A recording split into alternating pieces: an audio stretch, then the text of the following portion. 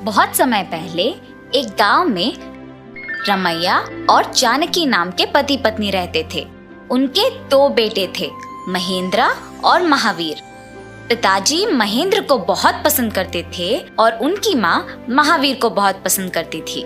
महेंद्र बहुत ही मासूम था, पर महावीर बहुत स्वार्थी था। वो सोचता था कि वो अपने भाई से ज्यादा होशियार है।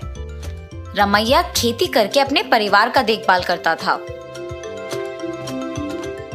एक दिन रमैया अपने दोनों बच्चों के लिए नए कपड़े खरीद के लाता है। पहले अपने पसंदीदा बड़े बेटे को कपड़े देता है और फिर अपने छोटे बेटे को कपड़े देता है। पर महावीर को अपने बड़े भैया के कपड़े अच्छे लगते हैं। पिताजी, मुझे भैया को दिए हुए कपड़े अच्छे लगे, मुझे वही चाहिए। महेंद्र को अपने छोटे भैया से बहुत प्यार था, इसीलिए वो अपने कपड़े उसको देने का सोचता है। पिताजी, महावीर को मेरे कपड़े अच्छे लगे तो उसी को लेने दीजिए, मैं उसके कपड़े ले लूंगा। महावीर के पसंदीदा कपड़े मिलने पर वो खुश हुआ। ऐसे ही कुछ सालों में महेंद्र और महावीर दोनों बड़े हो जाते हैं और रमैया को दृष्टि की समस्या आ जाती है, जिसकी वजह से काम नहीं कर पाता था और घर पे ही रहता था। मेरी पत्नी को हमारा छोटा बेटा बहुत पसंद है, तो मेरे जाने के बाद वो मेरे नाम की सारी संपत्ति उसके नाम कर देगी। इससे पहले मुझे ही संपत्ति सारा उन दोनों के बीच में बंटवारा करना होगा। महेंद्र, महावीर, जी पिताजी, मैं आज मेरे संपत्ति को तुम दोनों के नाम करना चाहता हूँ। जाओ, जाके संपत्ति के कागज लेके आओ। मेरे बड़े भैया को मुझ पे पूरा भरोसा है। कुछ भी करके सारा संपत्ति मुझे अपने नाम करवाना होगा। भैया, आपको कैसी है क्षमा? आप वही पिताजी के पास रहिए, मैं लेके आता हूँ कागज। ठीक है, जो तेरी मर्जी। महावीर अपनी स्वार्थी बुद्धि से अपने भैया के साथ प्यार भरी बातें करके चालाकी से सारी संपत्ति अपने नाम करवा के लेके जाता है।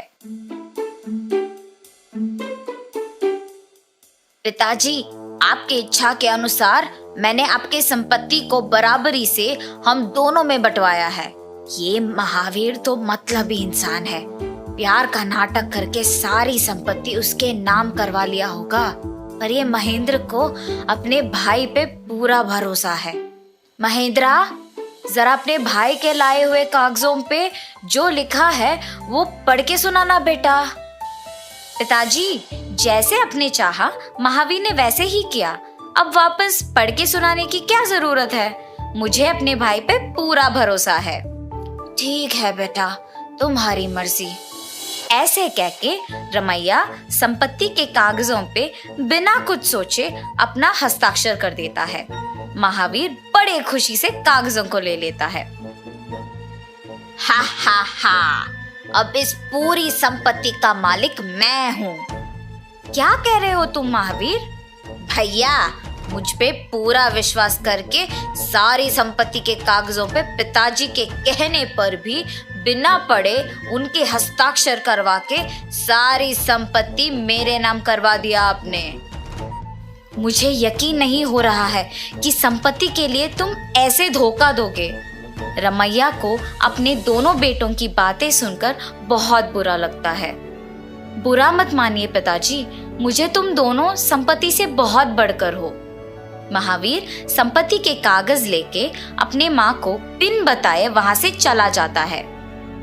बड़े प्यार और लाड़ से बड़ा किया था उसको मैंने, और मुझे एक भी बात ना बता के वो संपत्ति लेके चला गया यहाँ से। ऐसे सोचकर जानकी अपने आप में बहुत दुखी थी। संपत्ति के ना होने पे महेंद्र अकेले मेहनत करके पैसे कमा के अपने माता पिता की देखभाल करते खुश रहता था। महावीर अपने पिताजी के दिए हुए संपत्ति से व्यापार शुरू करके उस संपत्ति को दुगना करने की सोच में पड़ जाता है। ज्यादा पैसे कमाने के लिए कौन सा व्यापार शुरू करना चाहिए? इस सोच में पड़ जाता है। हाँ ठीक, चावल व्यापार शुरू करूंगा मैं, चावल की जरूरत तो सबको है। ये सोचकर वो चावल की थैलियों को खरीदने जाता है। एक चावल के थैली कितने का है? इस चावल का थैली का दाम आने वाले साल में 2 गुना बढ़ जाएगा, लेकिन कम तो नहीं होगा। अगर इसके पास मैं सारे चावल के थैली खरीद के अगले साल बेचूंगा तो मेरा संपत्ति दुगना हो जाएगा। अरे भाई साहब, कुछ बोले बिना क्या सोच रहे हो आप? क्या सच में चावल के थैली का दाम अगले साल 2 गुना बढ़ जाएगा?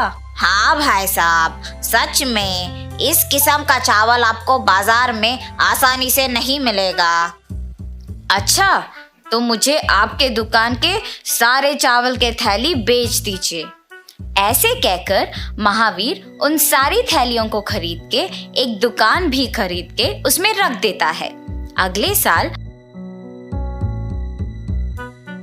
आकर उन थैलियों को बेचकर अपना संपत्ति दुगना करने की सोचता है। जैसे उस दुकानदार ने कहा था, वैसे ही थैलियों का दाम 2 गुना बढ़ जाता है और उस दुकान में सहायकों को भी काम पे लगा देता है महावीर। महावीर के दुकान के अलावा कहीं और उस तरह का चावल आसानी से ना मिल पाने के वजह से बहुत लोग वहां से खरीदते थे। मगर चावल के थैलियों को ठीक तरह से नहीं रख पाने के वजह से चावल का गुणवत्ता गिर जाता है और अक्सर चावल खराब भी हो जाता था और खरीदार सारे थैलियों को वापस दुकान लेके आते थे। इतना महंगा चावल का थैली खरीद रहे हैं और उसमें कीड़े भरे हैं, ये क्या है जी? आप अपना थैली ले लो और मुझे मेरा पैसे लौटा दो। हाँ, हमारी भी थैलियां ले लो और हमको हमारे पैसे लौटा दो। सारे खरीदार के चिल्लाने पे महावीर डर जाता है और थैलियां लेकर उनको उनके पैसे लौटा देता है। सोचता है कि बाकी के थैलियां तो बिकेंगे, पर देखने पर पता चलता है कि वो भी वैसे ही हैं। ये देख महावीर दुखी होता है। ये सब मेरे स्वार्थ के वजह से हुआ है। अगर तभी मैं इन थैलियों को बेच देता तो ये स्थिति नहीं आती। कम से कम मेरा ये तकलीफ बांटने के लिए भी कोई नहीं है। माँ, पिताजी और भैया को धोखा देकर जो संपत्ति लाया हूँ उसको भी नष्ट कर दिया मैंने। ऐसे ही थोड़े दिन बीत जाते हैं और महावीर की स्थिति और भी बिगड़ जाती है। उसके पास खाने के लिए भी पैसे नहीं होते हैं और वो अकेला पड़ जाता है। दूसरी तरफ उसके बड़े भैया निस्वार्थ के वजह से खुशी खुशी जी रहे होते हैं। व्यापार में लाभ आने के कारण अपने माता पिता की अच्छी देखभाल करता है। महावीर को अपने गलती के एहसास होता है। अकेलेपन से थक के अपने परिवार वालों से माफी मांग के अपने घर वापस जाने की सोचकर घर चला जाता है। अपने छोटे बेटे के घर आते देख जानकी बहुत खुश होती है। महावीर उसकी दुखी कहानी सुनाकर माफी मांगता है। परिवार वाले ये सुनकर खुश होते हैं कि महावीर को अपने गलत स्वभाव का एहसास होता है और उसे खुशी खुशी स्वीकार करते हैं और वे सब हमेशा के लिए खुश रहते हैं।